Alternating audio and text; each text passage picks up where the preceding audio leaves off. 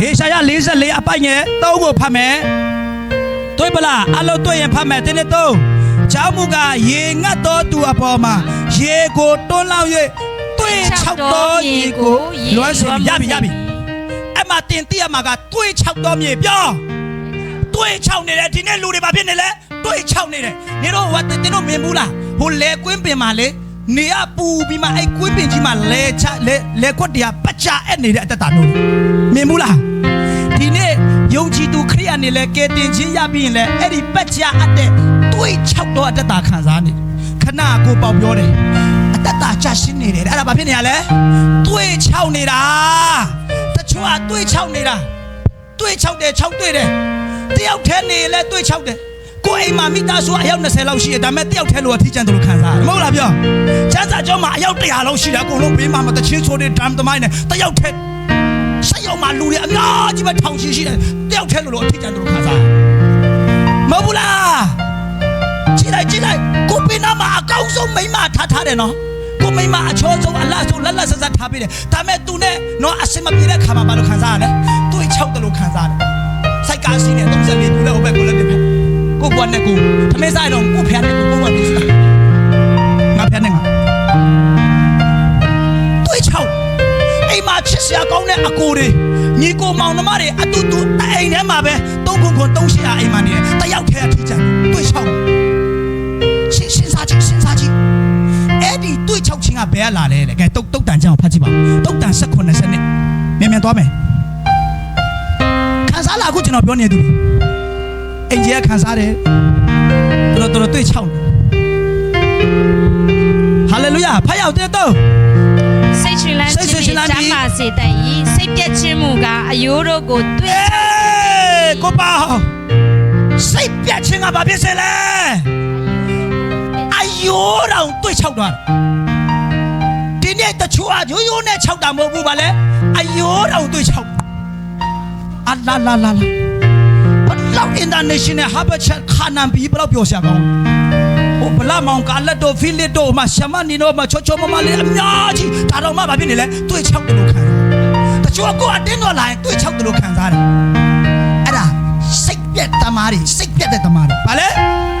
စိတ်တက်ကြလို့ရတယ်နော်စိတ်ပြက်လို့မရဘူးမထားဘာလဲစိတ်တက်ကြတာပြန်တင်လို့ရတယ်စိတ်ပြက်တဲ့သူကတော့ကိုယ်ကဲဖို့တို့ခက်တာဒီနေ့အတင်းတော့မှလည်းပဲနော်စိတ်တက်ကြနေသူနှုတ်ကပတ်တော်နဲ့အားပေးလို့ပြန်တင်လို့ရတယ်စိတ်ပြတ်နေတဲ့သူက9မိနစ်တနာရီနားထောင်လည်းပဲတန်း Ice cream Holy night silent night Holy night silent night သူ့ဘဝတွေ့ချောက်သူ့ရဲ့တွေ့ချောက်ချင်သူ့ဘေးနားမှာသွားထိုင်အောင်ချောက်လာလို့တော့စိတ်မစရာကောင်းတဲ့အဲ့ဒီအတင်းတော်လို့လာကတဲ့ကကွာ6ခတ်နဲ့တင်ဘဝဓမ္မဝိညာဉ်တော်လှုပ်ရှားလို့မရတင်ဘဝတွေး6ချင်းတဲ့ကတင်လွတ်မြောက်ချင်ရင်တော့မီလန်ဒီနေ့ပြပါမယ်အာမင်တွေး6နေတာဘွားရတကယ်ပြောလိုက်တာတော့ဗာလဲ revival ဟုတ်လား upgrade နိုးထားမှုကပ္ပချောပြောနေပေမဲ့တယောက်တည်းနေတဲ့ခါမှာဖြစ်တယ်တွေ့ချောက်မညာနဲ့နော်ကျွန်တော်ကိုယ်တိုင်ခံစားလို့ပြောတာမဟုတ်ဘူးလားအဲ့ဒါတွေ့ချောက်ခြင်းဘာကြောင့်မလို့လဲစိတ်ပြက်ခြင်းကြောင့်ဘာကြောင့်လဲအဲ့ဒီစိတ်ပြက်ခြင်းကဒီတိုင်းလာတာမဟုတ်ဘူးတင်ဖိတ်ခေါ်လိုက်တာအဲ့နတ်ဆိုမှတ်ထားစိတ်ပြက်တဲ့သူကိုတင်ကိုယ်တိုင်ဖိတ်ခေါ်တာတော့နတ်ဆိုအဲ့ဒီစိတ်ပြက်ခြင်းတွေ့ချောက်တဲ့နေရာမှာဘာလို့လဲဆိုတော့ဖတ်ကြည့်လိုက်အဲ့ကြပိုက်လုကာ7:24မြင်ဖတ်မယ်ပြန်ဖတ်ရအောင်လုကာ7:24မြင်ဖတ်ဖတ်မယ်တညနဲ့ဖတ်မလဲအတင်းတော်တစ်ခုရဲ့ညီညွတ်ချင်းလေ1 2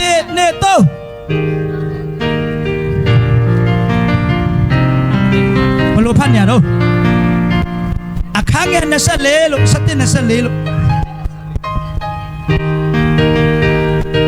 24လုကာ7:24ညညူတော်နတ်တီလူထဲကထွက်လင်6ကတ်တော်အရက်တို့၌လေ၍ငြိမ်သက်ခြင်းကိုရှာတတ်ရပြီမကြည့်ခဏတွေးချောက်တယ်တယောက်ထက်နေပါလဲတွေးချောက်တယ်အိမ်မှာနေလဲတွေးချောက်တယ်အတင်းတော်မှာနေလဲတွေးချောက်တယ်အဲ့ဒီတွေးချောက်တဲ့သူတွေ6ကတ်တဲ့အတ္တဘာကြောင့်မို့လဲစိတ်ပြက်ခြင်းကြောင့်မို့ဘာကြောင့်မို့လဲ အဲ့ဒီစိတ်ပြတ်တဲ့သူသားဘာဖြစ်လဲတွေးချောက်တဲ့အတ္တတာမှာဘဒူလဲလဲမှာချောင်းနေနတ်ဆိုနော်တင်တယောက်ထဲနေပြီးမှအခန်းထဲမှာအရန်တွေးချောက်နေပြီဘဝဆိုရင်လေတင်မြန်မြန်နဲ့တတိထားတော့အဲ့ဒီတွေးချောက်ကတ်တဲ့သူရဲ့စိတ်ပြတ်တဲ့သူရဲ့အတ္တတာထဲမှာနတ်ဆိုးကတင်ဝဲခမ်းလုပ်နေတာနေတဲ့အတ္တတာထဲမှာချောက်ကတ်နေပြီစိတ်ပြတ်ခြင်းတွေကြုံနေရပြီဆိုအဲ့ဒါနတ်ဆိုးကိုပါလဲမင်္ဂလာပါလို့တင်ပါလို့ညာလဲဝဲခမ်းလုပ်မှတ်ထားတချို့အဲ့လိုစိတ်ပြတ်ခြင်းနဲ့သူ့ဘာသူပြတ်တာမကောက်အကုန်လုံးလိုက်ဖြတ်စီးတာဟုတ်လားဘာမှမဟုတ်ကိုမနေထက်မှလိုက်ဖြတ်စီးအကုန်လုံးလိုက်ဖြတ်စီးနတ်ဆိုးကိုတင်ဖိတ်ခေါ်မိလိုက်ပြီဆိုရင်6ကတ်တော့အရက်မှာနတ်ဆိုးကလဲပြီးမှပြောတယ်လေနတ်ဆိုးကဒါကြောင့်တင်အတ္တတာမှာစိတ်ပြတ်ခြင်းတွေနဲ့တွေးချောက်နေပြီဆိုရင်တင်နတ်ဆိုးကိုတင်တွန်းလာရတော့မယ်တပတ်ပေါက်လားဒီနေ့ကျွန်တော်တို့အချိန်တရားဟောပြီးတဲ့နောက်ပိုင်းဝိညာဉ်တောင်ဝဲတွေရပြီလားဥပမာတစ်ခုပဲပြမယ်အေလိရှေကဘာလပေါင်း450မတပ်ပလိုက်ဘူးလားတပ်ပြီးမှအောင်မြင်လားဝိညာဉ်တော်တကူတဲ့အောင်မြင်လားဒါပေမဲ့သူ့စီမှာရောက်တဲ့ခါသူဘာဖြစ်လဲ6ကတ်လို့ခံတေးတော်တေးချင်တာကျွန်တော်ကဘာလို့လဲရုပ်သိမ့်လိုက်အေလိယတောင်စိတ်ပြည့်ချင်းကြုံလာတင်ကအေလိယမှာမဟုတ်တာဒီထက်စိတ်ပြည့်ချင်းကြုံလာပြီဆိုနတ်ဆိုးကိုတင်နေရပေးမိပြီဆိုမကြခင်တင့်ထဲမှာနတ်ဆိုးကတင့်ဘဝကိုဖျက်ဆီးတော့မှာတင့်ကိုပါမကောက်တင့်ကိုမကောင်းတဲ့အတူရဲ့ခေါ်တွေနဲ့တင့်ကိုဖျက်ဘာလဲနတ်ဆိုးကဆွဲခေါ်သွားတော့မှာအတူရဲ့အခေါ်မားပြီဆိုတာနဲ့တင့်ရဲ့လှုပ်ရက်မားတော့ကိုကအိမ်ထောင်ရှိရတာနဲ့ဟိုဘက်ကအပြိုမကို6နေဆိုကြတယ်အဲ့ဒါအတူပါဖြစ်လဲမားနေပြီကိုကအိမ်ထောင်ရှိရတာနဲ့ဟိုဘက်ကတော့အမျိုးသားကိုတတ်မှတ်နေပြီဆိုရင်ဒါဖြစ်နေပြီလားဘာဖြစ်နေလဲစိတ်ကိုရင်ကြိုက်ကလေးကတင်ကအဲ့ဒီအတွေးခေါ်မှနေပြီဒါကြောင့်အဲ့ဒီစိတ်အဲ့ဒီအတွေးခေါ်ကိုတင်ဘာနဲ့ပြုတ်ပြင်ရတယ်the word of God လက်ခုပ်တီးကုန်ပြုပါအာမင်ကျွန်တော်မလည်းကိတိလာစိတ်မကောင်းတဲ့စိတ်တွေမရှိဘူးလို့မထင်နဲ့ဒါပေမဲ့အဲ့ဒီအရာကိုအမိုက်ပုံးကိုဖုံးထားတာပိုက်ထားဘာနဲ့လဲနှုတ်ကပတ်တော်အာမင်တင်တော့တယောက်တည်းနေပြီးမှဒီမှာလာစကတ်တနင်္ဂနွေအေဝံဂေလိလည်းထွက်လိုက်ဆရာဘယ်လိုကျွေးရလေးစားလိုက်လဲငါဘွားဘာမှမပါဘူးအရက်ပဲတောက်တာကောင်းပါလေအသွေးခေါ်မှလာပြီကြည့်အလကားနေစလိတ်လေးတောက်တာလည်းပဲဟိုအဖြူတော်မတောက်နိုင်အကြမ်းလေးနဲ့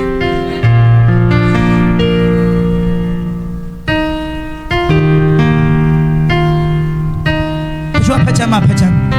ယောဂဝယ်တောက်တာများတစ်စိတ်ရွေးချင်မလို့ပါဘူးနော်ချီ6ကချင်းနေလုံးဝဘဝကြီးရအဲ့ဒီစိတ်ပြက်ချင်းတွေဝင်လာပြီဆိုရင်တင့်ကိုစာတန်ကအတွေးခေါ်မားတွေဝင်လာပြီနောက်မှကြီးတယောက်ထဲနေပြီးမှအတင်းတော်လည်းမလာတော့ဘူးဝုပြုကိုးကွယ်လည်းမလာတော့ဘူးအမျိုးသမီးဆုတောင်းလည်းမလာတော့ဘူးဆိုလေတဖြည်းဖြည်းနဲ့အဲ့6ကတ်တော့သူတွေနဲ့ပဲပြန်တွေ့တာအဲ့ဘီယာတောက်တဲ့အုပ်စုနဲ့ပဲတပေါ်ပေါက်လားကြံခံပြီးမှဟိုအဲကုတူပြန်တော့တွေ့တာဒီချိန်မှာမွေးလေးနဲ့နော်ဖះเจ้าကခေါမောလေဟိုဘက်ကနည်းနည်းနော်ပေါက်လဲဆိုတော့ဟာရွာမှာဆိုဒီချိန်မှာတော့မသိဆိုင်မှာရောက်နေလားအဲ့တွေ့ချက်ချင်းရောက်လာမကောင်းတဲ့စိတ်ကူးတွေဟင်းလေးနော်အသားဟင်းလေးချက်ထိုင်လာအလားအရက်လေးနဲ့မီးလိုက်ရရင်တော့ဆိုတာလေအတွေးခေါ်ဟောင်းနေမဟုတ်လားကလည်းတော့ဆိုပေါ်လာမှာအလားတော့ပါဘူးလေးနဲ့အခုလို့ဆိုမိုးအေးနဲ့ဟုတ်လားခကြီးအတွေးခေါ်ကအဲ့ဒီစိတ်ပြက်ချင်းတယောက်တည်းစိတ်ပြက်နေတဲ့အခါမှာနတ်ဆိုးကတင့်ကိုအဲ့ဒီအတွေးတွေကိုလွှမ်းမိုးပြီးမှတင့်ကိုအတွေးမားစေတာအဲ့မှာကိုတင်ဆုံးဖြတ်ချက်မားစေတာဖယားခတိတော်နေမိအတင်းတော်ထဲမှာစက္ကတာအောင်မြင်နေရတာနဲ့နော်ကိုရအတ္တအောင်မြင်နေရတာနဲ့တချို့အတခါတဲ့စင်ကာပူမှာတငယ်ချင်းတွေတနေကုန်နော်ဟိုးသူတို့တွေသမင်းချက်ပါချက်ခဏလေးပဲအပြင်ထွက်ပြီးမှသူများကားရှိမှာနော်တပ်ပုံတော့ရိုက်ပြီးမှ TikTok မှာအရန်ပြောတယ်လို့ပြတဲ့ဟာကို तू ကတကယ်ဒီမှာစင်ကာပူသွားချင်တာဟိုမှာပိတ်လိုက်နေအောင်ခံရတာတပတ်လုံးလုံးခဏလေးထွက်တာသူများကားရှိမှာပါလဲအဲ့ဒါလေးကိုဒီမှာကြည့်မှာဟာတကယ်ချင်းငါလည်းလာမယ်လေဟိုမှာ operation နဲ့ဒုက္ခရောက်နေခေါင်းကိုက်နေတာဟိုမှာအဲ့ဒါကိုမသိဘူးတွေ့အသွေးခေါ်နေမားလာတယ်အတင်းတော့မှနေရတာဘာအရှုံးကြီးလို့တကဘာလုံးကြီးကိုရှုံးလိုက်ရတယ်လို့မခံစားရဘူးလားနတ်ဆိုးကအဲ့လိုအသွေးကိုထည့်ပေးရတယ်ကျန်းစာကြောင်းမှနေအတိတ်ပဲမဲ့ဘာကြီးလဲကွာဒီဓာကြီးပဲအတိတ်ပဲမဲ့အသွေးခေါ်မားတွေဘူးလားအခုချိန်နဲ့ငါဆက်ယုံမှာဆက်ချုပ်နေတလား6တိတ်ပါစဉ်းစားအသွေးခေါ်မားတွေဘူးကျော်လည်းအဖို့တော့ဆောင်းနေနေဘာဖြစ်လာလဲဟာတရားဟောနေနဲ့ခုချိန်မှာဒါငါဖက်ကတက်လိုက်ရင်တော့တခါကျဝင်လာတယ်နော်မဟုတ်လား ပွင့်လာတယ်တိလားအဲ့ဒီအသွေးခေါ်မားကို तू အကြက်ထဲပေးချင်တာနတ်ဆိုအဲ့တော့ तू 6ကတ်တဲ့သူစိတ်ကတ်တဲ့သူတွေထဲမှာ तू ကလေ welcome တကားဖွင့်ထားတဲ့သူ तू ကလာတာ तू တကားမဖွင့်ရင်တင် welcome မဖြစ်ရင် तू ကလာလို့မရဘူးအဲ့စိတ်ကတ်ချင်းဝိညာဉ်တွေး6တဲ့ဝိညာဉ်ကတင်တကားမဖွင့်ဘူးလာလို့မရဘူးကျွန်တော်ကတော့အဲ့လိုမျိုးမှလဲဘူးတယ်တအားတွေး6လုံးလို့ဝိုင်းတစ်ခွက်ပဲတောက်လိုက်တာဝိုင်းတစ်ခွက်လေးတောက်တာတော့ဘာမှမဖြစ်ပါဘူးဝိုင်းတစ်ခွက်လေးပဲတောက်သွားတာအမှုတော်တွေအကုန်ဆုံးရှုံးသွားပက်ဆက်ဆက်အရှက်ကွယ်တဘောပေါလားစိတ်ပြက်ခြင်းကဝိညာဉ်ဆိုးဖြစ်တယ်နော်တွေး6ခြင်းကိုတည်ဆောင်တာအဲ့ဒီတွေး6ခြင်းကိုတည်ဆောင်လာတဲ့နတ်ဆိုးကတင့်ကိုအသွေးခေါ်မအောင်လောကထဲကိုဆွဲထုတ်သွားနေတာတင်ဒီနေ့ရက်တန်းကရက်တယ်လက်ခုပ်တင်ကိုပြောပါတင့်ကိုဖျားမြတ်မောက်တော်ထဲကနေပြီးမှလောကဘက်ကိုဆွဲထုတ်သွားနေပြီဆိုဒီနေ့ break out stop လုပ်ပါအာမင်ကိုအိမိသားစုတွေကိုအ negative တွေမြင်လာပြီဆိုတင်ဒီနေ့ stop လုပ်ပါမယ်အဲ့စိတ်ပြည့်ချင်းဝင်ကြီးတဲ့အတင်းတော်ကို negative တွေမြင်လာပြီဆိုတင်ဘာလုပ်မလဲ stop လုပ်ပါမယ်ရှက်တရမယ်အဲ့ဒါဆိုနေပြောရမယ် hey စိတ်ပြည့်ချင်းဝင်ကြီးတွေးချောက်ချင်းငါတက်တာမှာလောကတဲ့မဆောင်လာနဲ့ထွက်သွားတဲ့အခွင့်အာဏာတင်းကိုပေးထားတယ်အာမင်အခုကတင်ကထွက်သွားလို့မပြောနဲ့လို့လာပါတချို့ကိုတင်နေလိုက်သေးတယ်မ Facebook မှာတော့မှသူ့ရဲ့ဗါတဲ့အကောင့်နာမည်ပါလဲအရှုံးသမားလေးပါကြည့်လိုက်တာနဲ့ဘာလို့လဲဟာအတင်းတော်တော့တကယ်မပြောတော့အတင်းတော်တာမယ်တော့အကြီးကြီးပဲဒါပေမဲ့ဗါလဲအရှုံးသမားလေးပါတချို့လည်းဗါလဲဘဝသမားလေးပါနော်တချို့လည်းလာသေးတယ်ဗါလဲညောင်ပြောင်းမှာတယောက်အထီးချန်တူကဲတရုပ်ဆောင်လဲကောင်းတယ်ကွာညောင်ပြောင်းမှာခြေထောက်လေးတံမိုးလေးနဲ့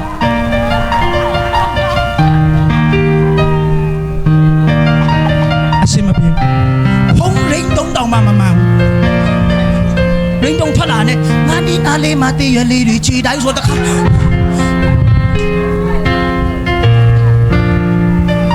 ရင်းတုံးတောင်မမှန်တာအသက်တာမှန်မလားအမှုတော်ဆောင်နေကွာစက်ကတာတော့အတင်းတော်အကြီးကြီးပဲမဟုတ်လားတချို့လဲလောကယူမချင်တဲ့ဗလားမသိဘူးရင်းတုံထဲမှာထည့်ထားတာငါမင်းကိုတတ်ချင်တယ်ငါမင်းကိုတတ်ချင်တယ်တချို့လဲအချစ်ရနဲ့ပတ်သက်ရင်ဖုံးရင်းတုံထဲမှာနော် SIC ထည့်ထားတာအချစ်နဲ့ဆိုလဲတင်ဘဝကအဲ့ဒါနတ်ဆိုးတွေကို welcome လုပ်နေတာတင်မသိလို့နော်ကျွန်တော်မသိခဲ့လို့ခံခဲ့ဘူးလို့ကျွန်တော်ဒီနေ့ကျွန်တော်ဒီသင်ခန်းစာကိုခြေလို့ကျွန်တော်လာပြောပြအခုကျွန်တော်လုံးဝစိတ်ပြည့်ခြင်းကိုမခံအာမင်ကျွန်တော်ကိုပြောကြတယ်ဆရာသမားအများကြီးပဲနေရတယ်လေဆောက်ဆောင်တို့ဆောက်ဆောင်မသိကြဘူးဆောက်ဆောင်နေတယောက်ထဲမသွားနဲ့နော်နေလဲမယ်နော်အရင်တော့ရတယ်လို့အခုကကျွန်တော်မလဲတော့ကျွန်တော်အခုအရင်တော့ကျွန်တော်တယောက်ထဲသွားတာလို့အခုကကျွန်တော်ခမီးတော်သားတော့3 station တော့ဝိညာဉ်တော့3ပါးတဆူနဲ့သူသွားတာကျွန်တော်နောက်မှာကောင်းကင်တမန်တက်နော်ကောင်းကင်ပါလေကောင်းကင်ဘုံသား3ပုံ2ပုံပါတယ်လို့ဆရာမပူနဲ့လို့ပြောလိုက်အာမင်သူကအရင်တော့ကအကွက်နဲ့လို့ထင်တာမဟုတ်ဒီနေ့ကျွန်တော်ရဲ့တွေ့6ချင်းတွေကိုကျွန်တော်လုံးဝလက်မခံဘူးအာမင်ကျွန်တော်တွေ့6လာပြီဆိုရင်နံပါတ်1ကျွန်တော်ကြိုက်ဆွဲတာနှုတ်ကပတ်တော်ပဲကဲမဖတ်ရအောင်ပြီးတော့မယ်ဟဘကုတ်အခန်းကြီး3ပိုင်းရဲ့19မဖတ်မယ်မဖတ်ရအောင်ဟဘကုတ်3:19မဖတ်မယ်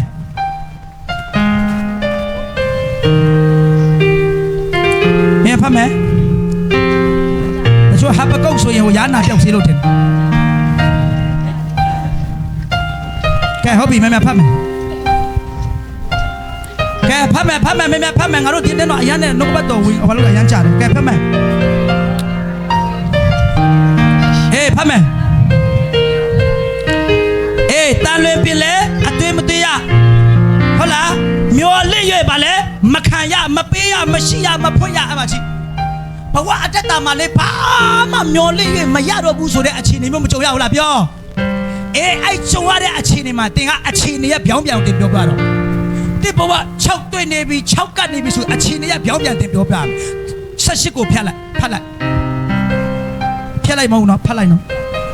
38မြန်ဖတ်မယ်ထာဝရဘုရား၌အမိပြု၍ဝါမြောက်ရှိလာမယ်လက်ကုပ်တင်ကိုပြပါ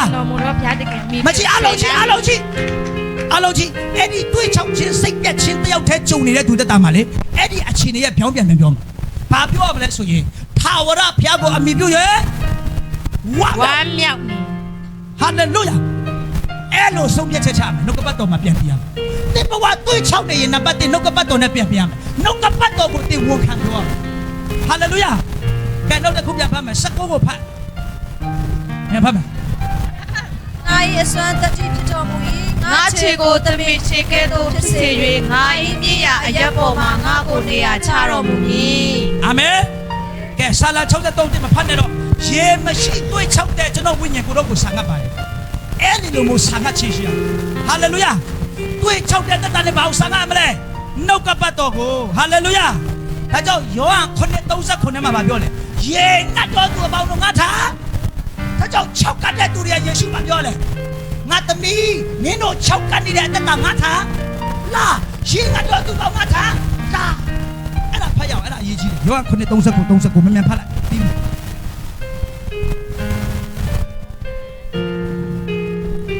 ာဟန်ကြားကဘာဦးကျမ်းပေးမှာနော်ကဲဖတ်မယ် ထိုပွဲကိုခံ ဟုတ်လေ9:39ထိုပွဲကို ပွဲကိုခံ၍နောက်ဆုံးဖြစ်သောနေမျက်နှာယေရှုသည်ရ၍ချေတော်မူသည်က ရေငတ်တော်သူရှိလေငါထံသို့လာ၍တောက်ကြလော့ငါကိုယုံကြည်တော်သူသည်စံသာလာပြည်တိုင်းတဲ့ရထွက်ရဆိုင်ရတွင်ဖြစ်လေခဏလေးရမယ်ဒါဆိုခဏတွေ့ချောက်တဲ့သူမဟုတ်လားတွေ့ချောက်တဲ့သူကဘာကိုဆံငတ်မလဲနှုတ်ကပတ်တော်အဲ့ဒီနှုတ်ကပတ်တော်ဆံငတ်တဲ့သူယေရှုကဘာပြောလဲရေငတ်တော်သူပေါင်းတော့ငါထလာရေဘာလဲအတရထွက်ရဆိုင်ရတွင်ဖြစ်စေတဲ့ဘဝအတ္တပြန်ပြီးမှစိမ့်လန်းစုဖြစ်စေခြင်းအဲ့ဒီအတ္တပြန်ပြီးမှအတ္တ6ကပ်နေတဲ့ရမှာပြန်ဆူရွှဲလာစီမှာဘာတူလဲဆိုတာအောက်မှာဖတ်လိုက်39မှာဖတ်လိုက်ဘာတူလဲဆိုတာဖတ်လိုက် ထိုသို့မိတ်တော်မူသောယုံကြည်သောသူတို့သည် ခံရလက်တတ်သောဝိညာဉ်တော်ကိုယီမဲ့ ဟာလေလုယာ အာမင် ဒါဆိုရင်တဲ့အတ္တ6ကပ်နေတယ်တွေးချောက်နေတယ်စိတ်ပြက်ချင်းကြုံမှာတွေးချောက်နေတဲ့သူတက်တာမှာဘာလို့အပ်နေရလဲရေဘာလဲပတ်စံမဟုတ်ဘူးနော်ဘာလဲရေအဲ့ဒီရေကခံရလက်တတ်တော့ဘာလဲဝိညာဉ်တော်လက်ကုန်ကြီးကိုမျိုးပါဟာလေလုယာကဲနောက်ဆုံးကြပိုက်ဟေရှာယ44နောက်ဆုံးခဏပထမဦးဆုံးဟာဟေရှာ44ဟေရှာ44အပိုင်ငယ်3ကနေ4ထိဖတ်လိုက်ပြီးပြီ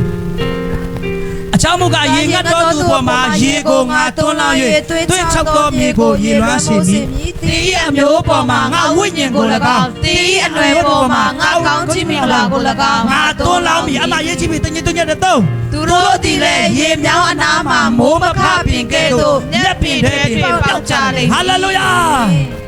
ကဲခဏကစိတ်ပြတ်တွေ့ချောက်ပြီးမှနတ်ဆိုးဖိတ်ခေါ်ထားတဲ့သူတက်တာထဲမှာရှာငတ်ရမှာကနှုတ်ကပတ်ဟာလေလုယာအဲ့ဒီချိန်မှာယေရှုကရေငတ်တော်သူပေါင်းငါထံတို့လာကြတော့အသက်ရထွက်ရဆိုင်ရတွေဖြစ်စီအာမင်အဲ့ဒီအသက်ရထွက်မဲ့ဆိုင်ရတွင်းကရေကဘာလဲဆိုရင်တန်ရှင်တော်ဝိညာဉ်တော်အဲ့တန်ရှင်တော်ဝိညာဉ်တော်ရောက်လာတဲ့အခါမှာကြည့်ဟိုလေခွင်းတွေထဲမှာပတ်ချအဲ့တဲ့အခါမှာမိုးမရလောက်လားမိုးတွင်းမှာမိုးရွာလာတဲ့အခါမှာပတ်ချအဲ့တေရီကနေမှရေတွေတဖြည်းဖြည်းပြန်တက်အရွက်စိမ့်နေပြန်ပေါက်စိမ့်လာပြီးမှမိုးမခပင်ကဲတော့ရေမြောင်းနာမှာဖြစ်လာမယ်လက်ခုပ်တိကိုလို့ပါတင်ဒီနဲ့လိုအပ်နေတာဝိညာဉ်တော်ကျွန်တော်ဘဝမှာပြင်းတယ်ဆိုတာမရှိဘူးအာမင်စကားများတဲ့ပဲချိန်ပဲရှိတယ်ဆရာမကျန်ကျန်တဲ့အချိန်ပြင်းတယ်ဆိုတာမရှိဘူးအာမင်ဝိညာဉ်တော်နဲ့အမြဲတမ်းလမ်းဆန်းတယ်ဟာလေလုယာညတထောင်ထလို့တရားဟောခိုင်းတယ်အာမင်ချိုက်တဲ့နေ့ချိုက်တဲ့အချိန်တရားဟောခိုင်းတယ်ဟာလေလုယာဟာလေလုယာဒါကြောင့်တဲ့တက်တာမှာတွေးချောက်တော့အတက်တာကိုတင်ရက်တက်ချင်ရင်အဲ့ဒီစိတ်ပြည့်ခြင်းဝိညာဉ်ကိုတင်ကိုတိုင်းအခွင့်အာဏာနဲ့မောင်းတော့ဟာလေလုယာကျွန်တော်ရဲ့စိတ်ပြည့်ခြင်းတက်တာကိုတင်ကိုလုံးဝဝင်ခွင့်မပေးဘူးယေရှုနာမနဲ့စိတ်ပြည့်ခြင်းဝိညာဉ်တွေးချောက်ခြင်းဝိညာဉ်ထွက်သွားရေဖြစ်တဲ့ဝိညာဉ်တော်ကိုကျွန်တော်ဆံရတယ်ဟာလေလုယာအဲ့ဒီဝိညာဉ်တော်ကတင်ရဲ့စိတ်လုံးသားအတက်တာကို